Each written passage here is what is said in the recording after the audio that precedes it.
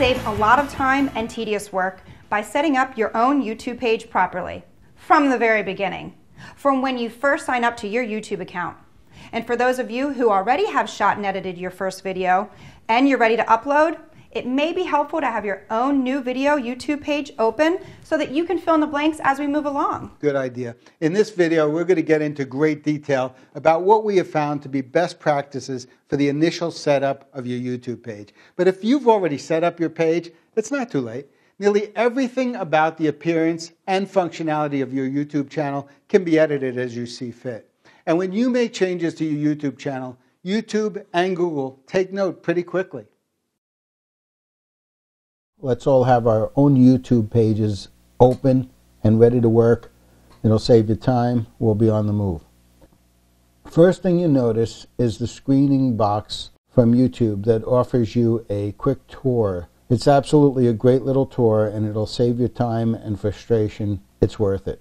But for now, I'm going to stick to the critical elements that you'll need to accomplish before moving on to uploading your first video. Notice this little button here, Channel Art. If you click on there, that's one of the ways in that allows you to start populating your YouTube page with appropriate art for your first visitors. This little box up here, it's a second location for a cute little graphic or logo. The little pencil up here is another avenue into the editing platform. Don't be afraid to click around and take a look around. You should try to become comfortable and familiar with all the available tools. Don't save unless you put something in you like. I'm not sure I'll ever figure out the logic behind the setup that YouTube offers here, but it is what it is, and we have to work within it. And so the best approach is to fiddle with the graphics as much as you need to until you get something you like, before you launch your page and before you upload your first video. But let me suggest a number of elements that I believe you should try to include. Here's a quick look at an example of a page that's ready to go live and includes a number of those elements. First, you see the background image was replaced. Now, it takes a number of tries to get it so that that picture sits where you'd like. It's trial and error. There's no simple answer. No clear direction from YouTube how to do it, but you can get excellent results through trial and error, as you see here. Let me call your attention to a few of the valuable details that we're able to include in this graphic.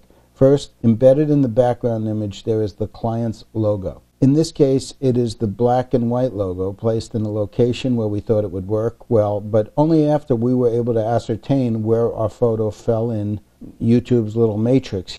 Then you notice, since it's a local business, we get their logo and phone number on there.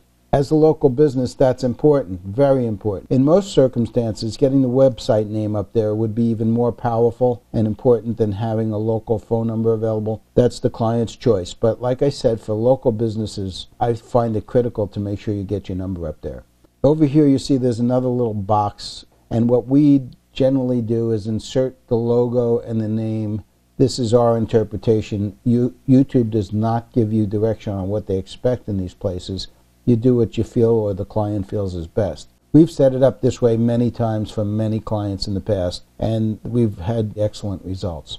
Now again, let's go back to your main YouTube profile page, the next important stop along the optimization track. Click on the About button, and it brings you to a new area with a number of choices.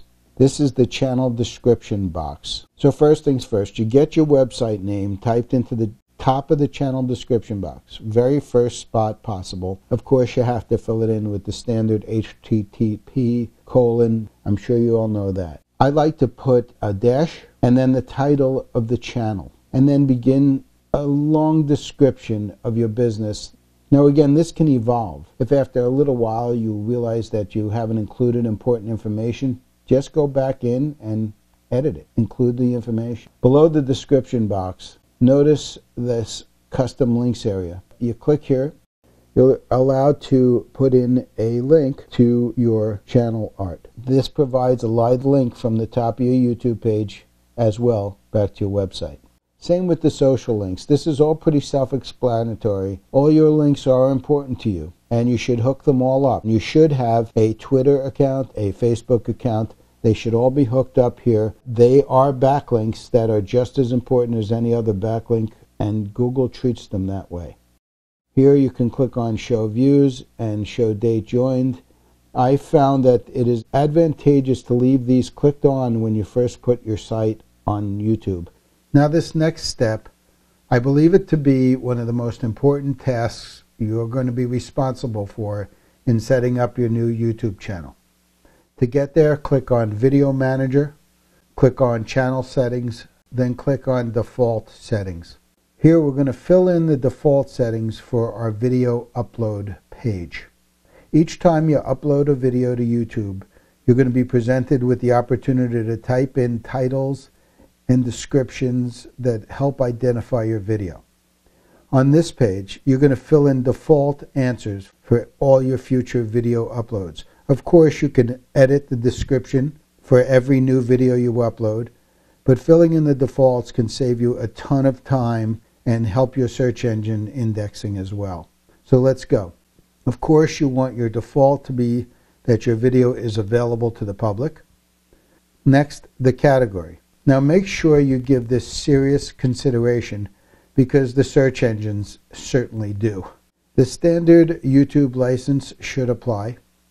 In the title box, we like to leave a simple default title that is the name of the video series. Of course, you're going to be able to edit that later as per each video. There are a couple of elements that I believe you should be including in every description box, starting with the website. If you use the standard structure http://www. and the website name.com, YouTube's going to turn that into a link. So you'll have your website link exactly where you want it on the top of the page. It'll fall right under your video. Then, again as a default, we put in a dash and the name of the video series. As well, we often like to include as a default any credits, associations, or other details that we expect to include that would be important to every video in the series. Makes it easier later when you're uploading to not have to edit so much. I advise you to be very liberal with this. The description box seemingly has no bounds. And we know that both YouTube and Google index every piece of text, every keyword phrase that we give them. So give them. Go ahead and fill the description box with keyword-rich and keyword phrase-rich content about your business, even in this default box. In the tags blank, remember these are only defaults. You can remove tags when you upload a new video. So it can't hurt for you to stock some tags here that you're probably going to use in the future. Regarding these next few choices, let me reiterate, try to err on the side of openness whenever possible. After all, obviously, that's what YouTube and Google would prefer. So here, the settings are allow comments and allow user ratings to appear.